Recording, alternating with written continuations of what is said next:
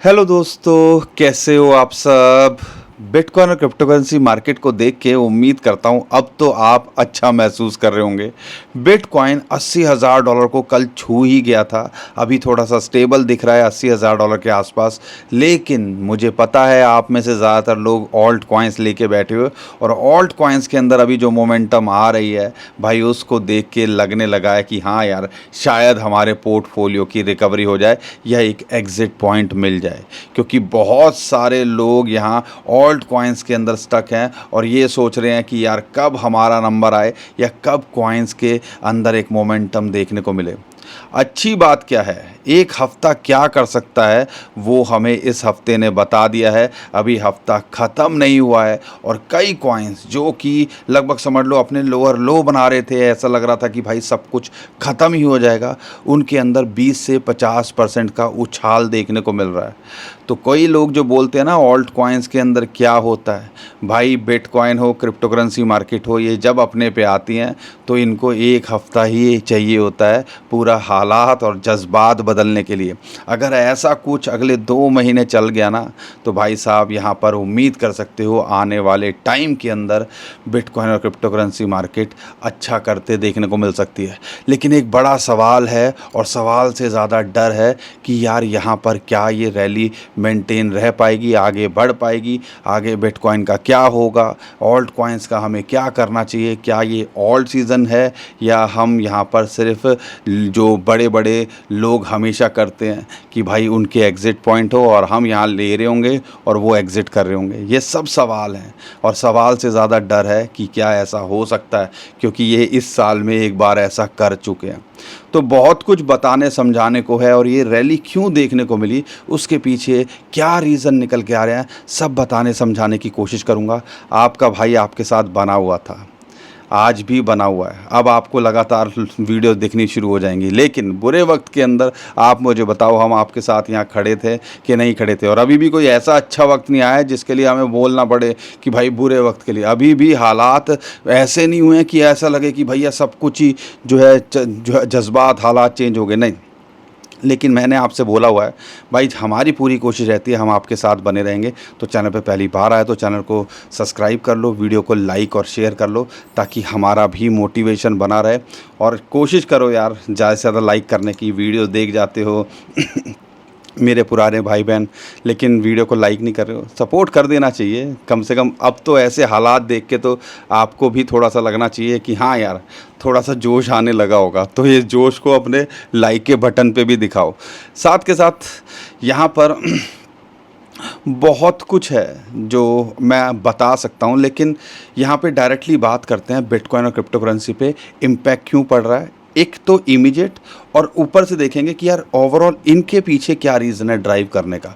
तो सबसे पहले 2 बड़ी न्यूज़ हैं जो डायरेक्टली बिटकॉइन क्रिप्टो करेंसी को इम्पैक्ट कर रही हैं, या 3 बड़ी न्यूज़ आप कह लो। पहला है कि यहाँ पर लगातार बिटकॉइन के ETF के अंदर बाइंग देखने को मिल रही है और ब्लैक रॉक ने धुआं उतारा हुआ है। आप ये समझो कि परसों 2 दिन पहले तक 8,000 बिटकॉइन जो है इनफ्लो देखने को मिला। 8,000 बिटकॉइन बड़ा अमाउंट होता है। ऐसा ही कल लगभग 7,000 से ज़्यादा बिटकॉइन जो है, परसों की बात करते हैं, 3 दिन से लगातार बाइंग चल रही है। 2 दिन पहले 8,000 के आसपास बिटकॉइन खरीदे, और उसके अगले दिन यानी कि परसों की बात करते हैं ऑलमोस्ट 8,700 बिटकॉइंस खरीदे बिटकॉइन के ETF ने, और अकेले ब्लैक रॉक ने ही 7,000 से ज़्यादा बिटकॉइन खरीदे। और अभी भी पॉजिटिव इन्फ्लो है, यानी कि इस हफ्ते के अंदर बिटकॉइन के अंदर एक ज़बरदस्त इन्फ्लो देखने को मिला। और हिस्टोरिकली ऐसा बहुत कम हुआ है कि इतना बड़ा इन्फ्लो एकदम से बिटकॉइन के ETF के अंदर देखने को मिले। और इसी की वजह से आप देखो एक पुश मिला $62,000 से ये पहुंच गया सीधा $80,000। ऐसा तो भाई पिछले बार जब मार्च अप्रैल के बाद में एक रैली आनी शुरू हुई थी 62, 63 से 65,000 से ये पहुंच गया था सीधा $80,000, $82,000। पिछली बार भी ऐसा नहीं था, लेकिन इस बार तो इन्होंने 3-4 दिन के अंदर ही ऐसा खेल निपटा दिया। तो भाई जब ऐसा होता है तो डर लगता ही है। यहाँ तक कि माइकल सेलर की माइक्रो स्ट्रेटजी कंपनी, जो कि भाई बिलियंस ऑफ डॉलर के लॉस में आ गई थी, उनको भी लगने लगा था कि भाई शायद अब हमें यहाँ पे बाइंग नहीं करनी चाहिए, बल्कि कई बार वो अपने शेयर खरीदते देखने को मिले थे कि कैश के रिजर्व रखेंगे तो ज़्यादा बेटर रहेगा, थोड़ा सा बैलेंस मेंटेन करके चलेंगे। उनका भी ऐसा लगा था भाई, डगमगाने लगा था मैटर, कि उनको भी डर लगने लगा था कि $50,000 ना आ जाए। लेकिन यहाँ पर बिटकॉइन के ETF ने क्या किया, और मैं हमेशा आपको ये बोलता हूँ, आज भी बोलता हूँ, पुरानी वीडियोस भी देख लीजिएगा, कि भाई साहब आप बात कर रहे हो 5-10 हज़ार रुपये, लाख 2 लाख रुपए की, भाई इनके पास में लाखों बिटकॉइन लेके बैठे हुए हैं। और ये जो है ना भाई साहब, इनको दिखता है पैसा, ये जो है ना हमारे सगे नहीं हैं। इनको यहाँ पर अपना इतना बड़ा नुकसान लाखों करोड़ों का क्या कर पाएंगे? क्या ये अफोर्ड कर पाएंगे अपना या अपनी कंपनी का या अपने क्लाइंट्स का ऐसा नुकसान करना?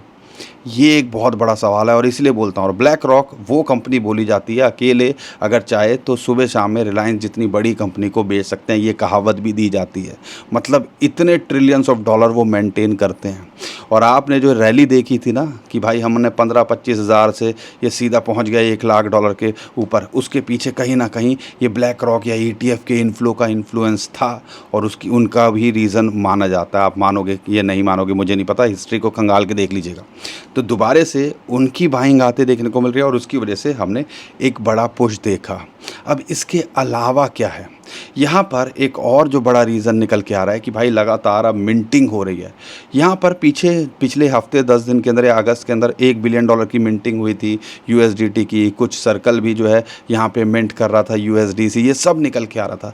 लेकिन ये ऐसे चुपके चुपके काम हो रहा था कि $2-3 बिलियन मिंट भी हुए तो पता नहीं चला। लेकिन कल पिछले 24 घंटों के अंदर भाई $3 बिलियन मिंट हुए USDC USDT। तो आप कह लो कि ये एक बड़ा पुश लाएंगे, तो यानी कि नया पैसा इन्फ्लो हो रहा है। और इसी की वजह से बिटकॉइन, देखो पिछले 24 घंटे में देखोगे, अगर आप देखते हो बिटकॉइन तो $80,000 के बाद में थोड़ा सा चांद देखने को मिल रहा है, लेकिन क्योंकि साइकोलॉजिकल रेजिस्टेंस भी है। लेकिन अगर उसके अलावा देखते हैं तो यहाँ पे आपको नोटिस या ऑब्जर्व करोगे कि ऑल्ट कॉइन्स के अंदर पैसा इन्फ्लो होता देखने को मिल रहा है।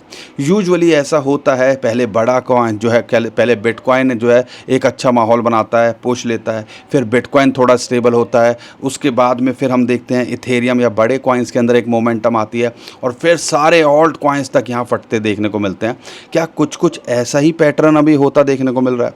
यस, अभी तो फ़िलहाल हमें ऐसा ही लग रहा है। और जब ऐसा होता है तो समझ लीजिए हर कोई कॉइन, वही है ना, खरबूजे को देख के खरबूजा, भाई तू भाग रहा है तो मैं भी भागूंगा, तू भाग रहा है तो मैं भी भागूंगा, ऐसा ही कुछ होता देखने को मिल रहा है।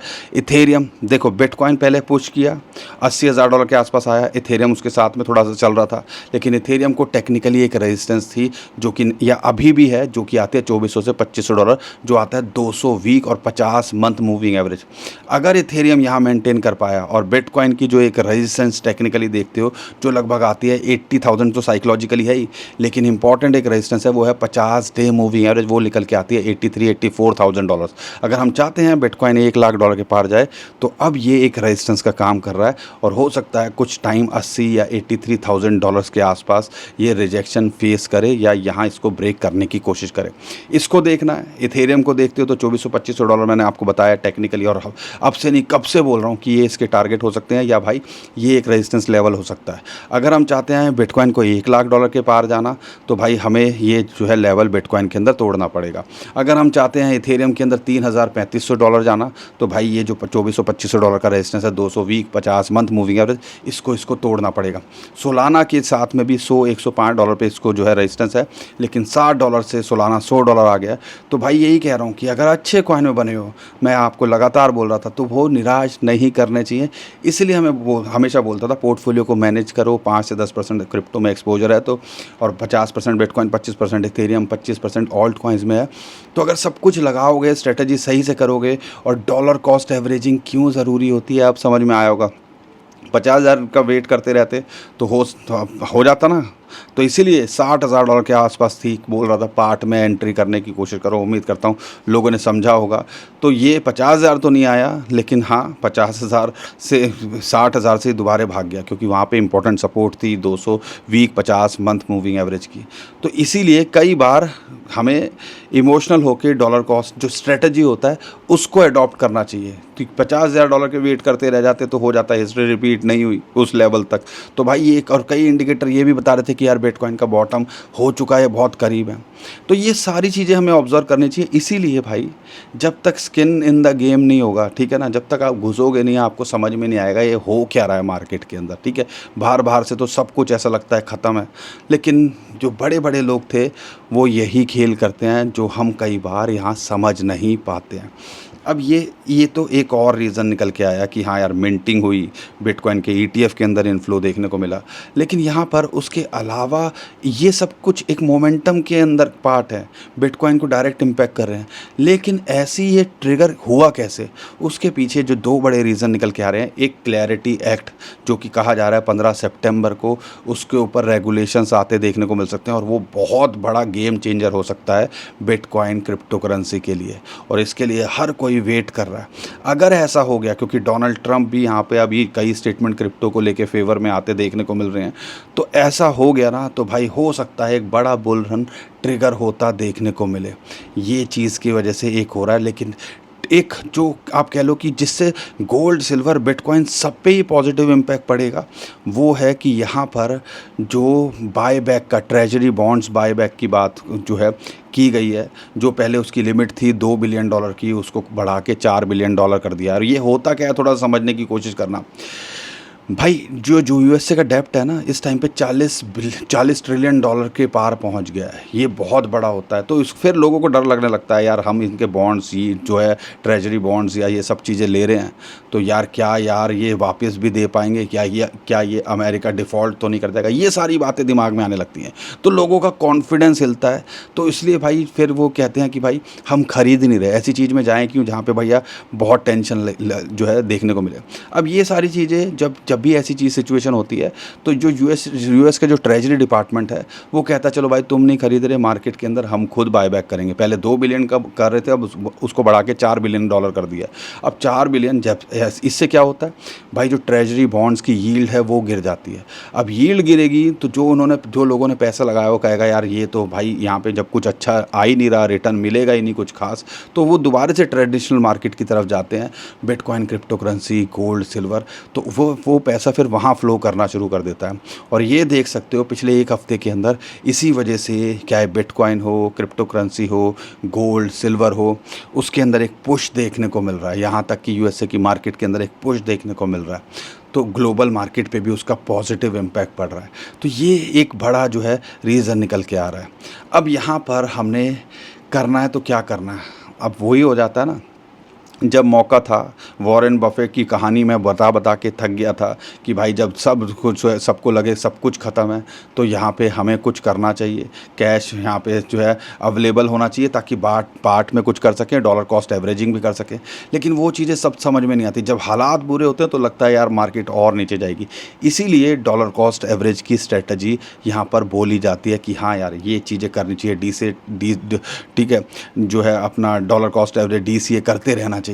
तो ये सारी चीज़ें तब समझ नहीं आती हैं, जब भाग गया है तो अब समझ में आने लगी है। और ये मत भूलिएगा अब $83,000 पे एक को रेजिस्टेंस है, और बिटकॉइन जब भी कभी ऐसे मोमेंट लेता है 20-22 हज़ार बिटकॉइन का एक जो है 20-22 हज़ार कह रहा हूँ 20-22% एकदम से रैली देखने को मिली है, तो भाई करेक्शन के चांसेस होते हैं। तो यहाँ पर अब एंट्री करना शायद समझदारी नहीं है, खासकर जब तक ये $83,000 के पार ना जाए। 80 से $83,000 एक टेक्निकली रेजिस्टेंस है ही, और यहाँ से रिजेक्ट होता है तो फिर ये हो सकता है $72,000 के आसपास इसको सपोर्ट देखने को मिले। तो ये चीज़ अगर बिटकॉइन के अंदर अगर नेगेटिव इम्पैक्ट पड़ेगा, अब ये जो सारी रैली आ रही है 40-50% ऑल्ट कॉइन्स बढ़ते देखने को मिल रहे हैं, क्या सोलाना ले लो $60 से $90-100 पहुँच गया है, XRP ले लो $1 से $1.5 पहुँच गया है। आप यहाँ पर जो है सुई की बात कर रहे हैं $0.65 से ऑलमोस्ट $1 को छूने की कगार पे आ गया। तो सारे कॉइन्स जो है 40-50% की मोमेंटम दिखा रहे हैं। तो भाई यहाँ पर जब 40-50% की ग्रोथ होती है तो हो सकता है 5-10-20% की गिरावट भी देखने को मिले। तो अभी कुछ नहीं करना, अगर मान लो नीचे दोबारा से जो है इस रिट्रेसमेंट आती है तो फिर कुछ करने की कोशिश करनी है, नहीं तो हम में से ज़्यादातर लोगों के पास तो वैसे भी कुछ करने को था ही नहीं, कई लोग एंट्री के लिए सोच रहे थे तो वो रह ही गए। लेकिन पोर्टफोलियो अगर मैं अभी भी बोल रहा हूँ अच्छे कॉइन्स में बने हुए हो, टॉप कॉइन्स में बने हुए हो, बिटकॉइन इथेरियम में हो, तो आपको यहाँ घबराने की ज़रूरत नहीं है। लॉन्ग टर्म में ये आपको निराश नहीं करने चाहिए। और यहाँ तक की प्रेडिक्शन अब ये निकल के आने लगी है, मैथ्यू जो कि वैनिक के हैं, वो कहते हैं कि यार अगले 2027 में $1 लाख या उसके पार भी जाता देखने को मिल सकता है। और 2029 में ये जो है 2029-30 के अंदर ये हम 4 से $5 लाख भी जाता देखने को मिल सकता है। कॉइन बेस के कह रहे जो CEO हैं वो कह रहे हैं कि भाई हो सकता है ये $3 से $4 लाख जाता देखने को मिले। जब माहौल अच्छा होता है, अभी एक हफ्ते पहले किसी से बोलते तो सब गरिया रहे होते, अब यहाँ पे अब जब ये बोल रहे हैं तो हाँ अब ये लग रहा है कि पॉसिबल है। क्योंकि 60,000 से $1 लाख बहुत दूर लगता था, लेकिन 80,000 से $1 लाख बहुत पास लग रहा है और $50,000 बहुत दूर लग रहा है। तो भाई ये साइकोलॉजिकली होता है, ये ऐसे माइंड चेंज हो जाता है। तो भाई हमें अगर आप कुछ नया करने की सोच रहे हो तो भाई थोड़ा वेट करना चाहिए। जब भी ऐसे मोमेंटम आते हैं तो हमेशा एक जो है रिट्रेसमेंट या एक करेक्शन के चांसेस बढ़ जाते हैं। अगर आप होल्ड करके बैठे हो तो मैं वही कहता हूँ, अच्छे कॉइन में हो तो लॉन्ग टर्म में आपको परेशान नहीं होना चाहिए। बाकी जो भी अपडेट आ रही है वो मैं आपको करने की कोशिश कर ही रहा हूँ। फियर एंड ग्रीड इंडेक्स जो 10 पे था अब वो 70 के पार चला गया है। फियर के लेवल से अब नॉर्मल जोन में चला गया है। ये भी हमने अक्टूबर के बाद पहली बार देखा है। टेक्निकली बिटकॉइन ने भी एक इम्पॉर्टेंट जो रेजिस्टेंस था जो 200 डे मूविंग एवरेज, वो नवंबर के बाद अब पहली बार इसने ब्रेक किया और उसके बाद अब मोमेंटम में आ रहा है। तो 50 जो डे मूविंग एवरेज जो लगभग $84,000 पे आती है, उस पर नज़र बना के रखिएगा वहाँ कैसे रिएक्ट करता है। बाकी जो भी अपडेट आती रहेगी मैं आपको करने की कोशिश कर ही रहा हूँ। हमें फॉलो कर लीजिएगा, वीडियो को लाइक कर लीजिएगा। उम्मीद करता हूँ हर बार की तरह आपको हमारा कंटेंट अच्छा लगा होगा। टेलीग्राम को भी हमारे फॉलो कर लीजिएगा, नीचे डिस्क्रिप्शन में लिंक दे दिया है। ट्विटर को भी जो रेगुलर अपडेट चाहिए, इंस्टेंट अपडेट चाहिए, तो वहाँ आप हमें फॉलो कर सकते हो। सबके लिंक जो है नीचे डिस्क्रिप्शन में हमने दिए हुए हैं। अभी के लिए विदा लेता हूँ। खुश रहिए, मुस्कुराते रहिए, कमाते रहिए। आपका दोस्त पंकज। थैंक यू, नमस्कार, धन्यवाद।